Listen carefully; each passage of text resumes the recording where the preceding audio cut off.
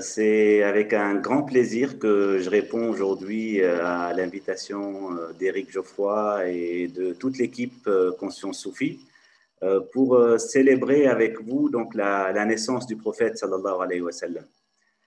Une naissance qui, certes comparée à la naissance miraculeuse de Jésus, nous appelle à insister sur l'aspect humain du prophète. Un aspect qu'il affirme d'ailleurs lui-même clairement en disant, c'est ce qu'on retrouve dans le Coran, « Je suis un homme comme vous, je suis un homme comme vous ». Or, on aurait pu s'attendre à ce que Dieu donne au sceau des prophètes une naissance encore plus miraculeuse peut-être que celle de Jésus. Mais cette humanité du prophète, sallallahu alayhi wa sallam, affirmée de manière explicite dans le Coran, nous permet de tirer des enseignements importants et à plusieurs niveaux. Et je vais ce soir me limiter en fait essentiellement à deux niveaux. Le premier concerne notre lien avec le prophète, sallallahu alayhi wa sallam. Et le deuxième va nous concerner directement en tant qu'être humain, en tant qu'homme. En fait, si le Coran a insisté sur l'aspect humain du prophète, c'est notamment parce que pour passer du croire à l'être, l'homme a besoin de modèles. Et le prophète, comme on le sait, n'est pas uniquement porteur d'un message. Il est lui-même un message. Allah nous dit dans le Coran « قَدْ جَاءَكُم مِّنَ اللَّهِ نُورٌ وَكِتَابٌ مُّبِينٌ » Une lumière et un livre explicite vous sont venus d'Allah. Donc il y a d'une part un livre, mais il y a aussi la lumière, et qui n'est pas le livre. Cette lumière, c'est cette lumière incarnée par le prophète sallallahu alayhi wa sallam. Le prophète est donc le modèle dans lequel on se rend, ou on peut se rendre conforme à Dieu et à la volonté divine, et par lequel on réintègre la satisfaction d'Allah. Parce que pour nous permettre de vivre en Dieu, le message divin s'est adressé à l'homme dans toutes ses composantes. Il s'est adressé à notre intelligence et à notre quête de sens. Par quoi? Par la vérité, justement. Par la ilaha illallah. Par ce discernement entre ce qui est réel et ce qui est illusoire. Il s'est aussi adressé à notre volonté, à notre besoin d'agir. Comment il s'est adressé à notre volonté? En orientant justement tous nos actes, en les orientant vers la conscience d'Allah, vers la conscience de Dieu. Il s'est aussi adressé à notre âme. À travers quoi? À travers les vertus. Le prophète sallallahu alayhi wa sallam disait « Je n'étais envoyé que pour parfaire les vertus ». Les vertus dont la réalisation nous permet, grâce justement à une universalisation de notre âme, de passer de tel homme, de telle personne, à l'homme comme tel. C'est-à-dire à l'homme debout devant Dieu en toutes circonstances. Et c'est ainsi que nous pouvons vivre en harmonie avec l'ordre divin. Car comme il y a un ordre dans ce monde, il y a un ordre macrocosmique, il y a aussi un ordre microcosmique qui est à rétablir en nous-mêmes. Et Allah nous a envoyé le prophète sallallahu alayhi wa sallam comme modèle à suivre pour justement mettre cet ordre dans notre vie intérieure. Et la vie du prophète, sa sunna, c'est pas un livre d'histoire autour duquel on va commencer à polémiquer et on va même se diviser. Ce n'est pas non plus un catalogue de règles, de halal, de haram, par lequel donc certains ont décidé déjà non seulement de se pourrir leur vie ou de se pourrir la vie, mais aussi de pourrir la vie des autres par des règles figées qu'ils s'imposent aveuglément parfois et qu'ils essayent par la force parfois d'imposer aux autres. La vie du prophète en tant que logos, en tant que manifestation du transcendant dans l'immanent, c'est un moule pour l'âme. Pour l'âme de celui qui désire être un homme bon, être un homme saint. Et l'homme, en fait, n'est véritablement homme. Il ne réalise sa raison d'être que par justement cette volonté de se dépasser vers le bien, par la purification de son âme. Nous dit Allah Azza wa Jal. Certes, réussit celui qui a purifié son âme. Car seul Dieu a le droit de dire « Je suis celui que je suis ». Pour l'homme, la démarche, elle n'est pas de cette manière-là. L'homme doit avoir l'attitude de vouloir se dépasser, de se voir s'orienter, se rapprocher du bien. C'est pour cela que l'orgueil, ce moi je suis comme ça, comme on l'avance parfois, et qui règne aujourd'hui de plus en plus, est à l'origine de tous les problèmes qu'on vit aujourd'hui, et même des guerres qui ont éclaté. Pourquoi? Parce qu'il détruit toutes les vertus. Le prophète sallallahu alayhi wa sallam disait « N'entrera pas au paradis celui qui a dans son cœur le poids d'un atome d'orgueil. » Et cela se comprend, puisqu'il détruit les vertus, puisqu'il il fait que l'homme s'attribue lui-même les vertus, alors que ces vertus ne sont qu'en fait que le parfum des qualités divines. Et se les approprier, c'est une forme d'orgueil. Et c'est pour ça qu'un saint soufi a dit « Il vaut mieux être mendiant dans la lumière qu'être roi dans les ténèbres ». Mais comment je peux savoir s'il y a de l'orgueil dans mon cœur ou en moi? Surtout si je suis entouré d'orgueilleux. D'où l'importance de la compagnie spirituelle pour justement la réalisation des vertus et du modèle prophétique qui est en nous-mêmes. Mais un des plus grands problèmes pour beaucoup de croyants aujourd'hui, et pas uniquement en islam d'ailleurs, même dans d'autres religions, c'est le décalage qu'on peut ressentir entre le croire et l'être, entre la religion et notre quotidien, notre vie au quotidien, notre vie moderne. Comment ce prophète, tel qu'on nous l'a décrit, et qui a vécu il y a 15 siècles, comment il peut m'inspirer dans ma vie de tous les jours? Comment il va m'inspirer pour faire face aux problèmes de mon époque?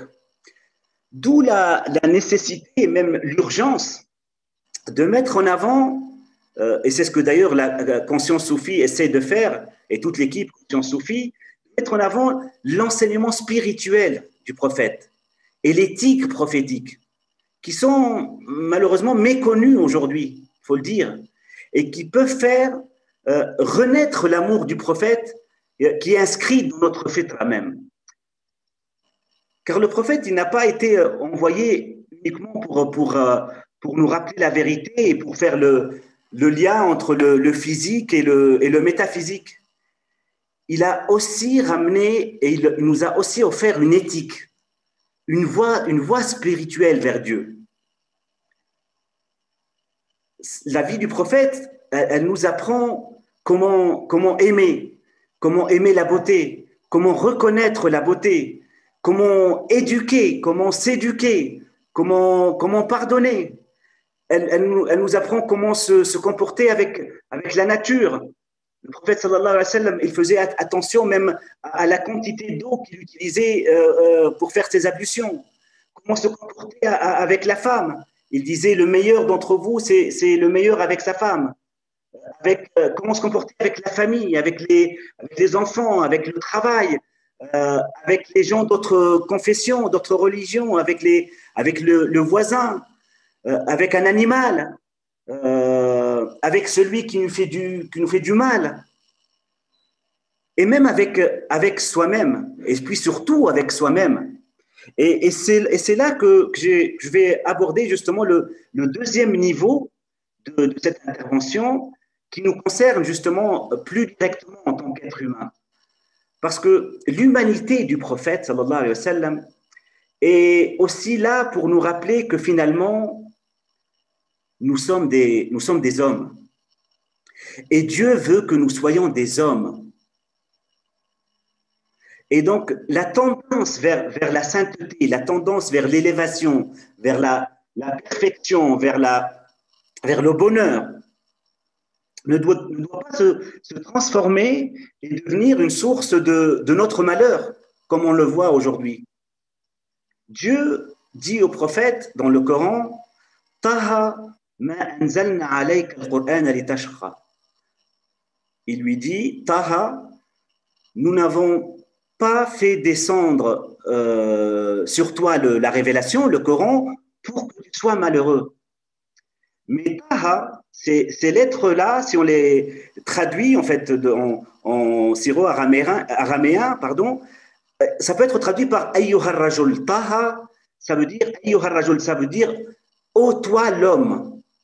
Donc, c'est comme si à travers cette expression, Dieu s'adresse à tout homme à travers le prophète sallallahu alayhi wa sallam pour nous dire que la révélation n'est pas là pour nous rendre malheureux, surtout pas pour nous rendre malheureux. Et il débute la sourate avec ça, en s'adressant au prophète. Ô toi l'homme, nous n'avons pas fait descendre sur toi le Coran pour que tu sois malheureux. C'est incompatible avec le malheur. Chacun doit donc tendre vers cette perfection divine, tout en sachant que ce qui sauve, ce n'est pas notre perfection.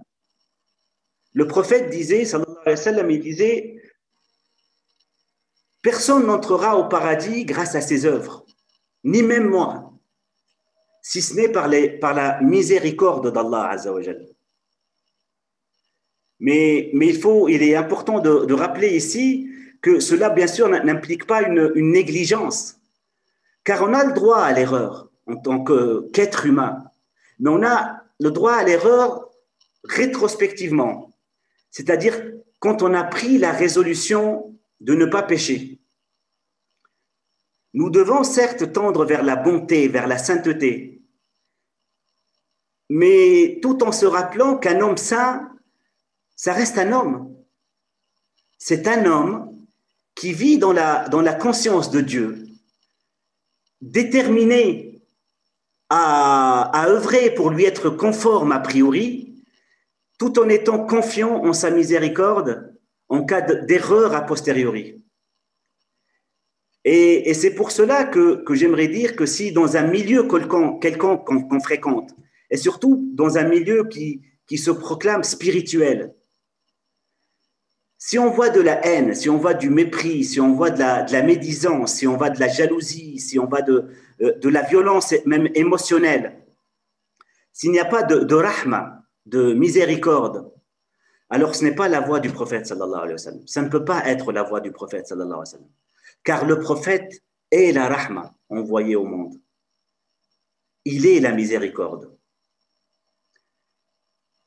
Le cheminement spirituel, c'est donc une exigence intérieure, mais dans la paix, dans la sérénité et dans la confiance. Mais malheureusement, on nous a appris, ou nous apprend toujours aujourd'hui à se transformer, mais pas à accueillir nos faiblesses qui sont toujours là. Alors que Dieu nous le dit dans un hadith qudsi authentique, et un hadith très important, que je vais d'ailleurs lire. Dieu nous dit dans ce hadith, par celui qui tient mon âme dans sa main, si vous ne péchiez pas, Allah vous aurait fait périr et aurait créé des gens qui pécheront et qui solliciteront le pardon et Allah leur pardonnera. Un hadith très important et qui nous dit presque qu'Allah veut que nous péchions. Et ce qui est normal, parce que l'un des noms d'Allah Azza wa Jal, c'est le Ghafour, c'est celui qui pardonne. Et son pardon se manifeste lorsqu'on a péché, et lorsqu'on s'oriente vers Allah avec un cœur confiant dans son pardon et dans sa miséricorde. Mais on n'a pas appris à se pardonner. On a plus appris à culpabiliser. On nous a peut-être plus appris à culpabiliser et à se plaindre. En fait, on se traite mal et on veut que l'autre nous traite bien. Je voulais donc, à travers ces deux niveaux de méditation sur l'humanité du prophète, sallallahu alayhi wa sallam, rappeler que l'enseignement prophétique est centré sur l'être, sur l'éveil du prophète qui est en nous. Sachez que le prophète est en vous. Et donc basé sur la réalisation des vertus.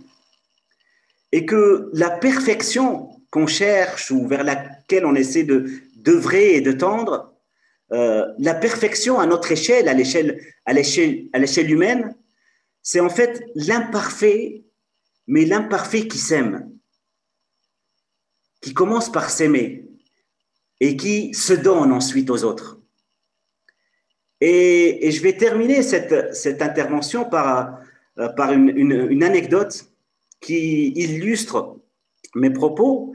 Un homme donc qui chemine dans la voie d'Allah Azza wa Jal est venu voir un maître spirituel, un maître soufi, et il lui a dit je sens ou je trouve que je ne mérite pas d'être un cheminot. Je ne me sens pas digne de la voie de Dieu. Et ce cheikh, ce maître spirituel, ce maître soufi lui a dit « Ne dis pas je suis grand, ne dis pas je suis petit, dis Allah et tu verras merveille. » Voilà ce que je voulais partager avec vous aujourd'hui. Je vous souhaite une bonne soirée, une bonne fête de Maoulid à toutes et à tous.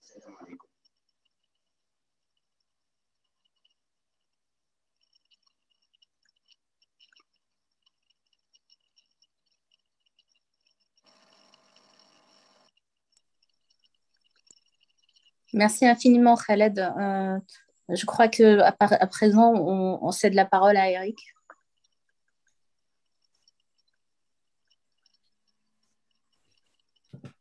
Oui, bonsoir, assalamu alaikum à toutes et à tous. Et très heureux Maoulid pour ce mois-ci, puisque nous célébrons le Maoulid al-Nabawi, la naissance du prophète durant tout le mois de Rabi'ul Awwal. Et c'est une joie, hein, il faut sentir cette joie présente dans le prophète. Je voulais d'abord remercier Khaled pour son intervention qui vient vraiment du cœur et tu as complètement raison évidemment d'insister sur l'humanité du prophète. Et je crois que c'est ça le secret du sceau du prophète, parce qu'il doit être imitable, hein, pour nous tous. Et c'est en cela que nous portons en nous l'esprit mohammedien. Hein, le Coran nous dit dans un passage, dans un verset, le prophète est plus proche de vous, enfin des croyants qu'ils ne le sont d'eux-mêmes. Donc, merci pour ce partage de proximité.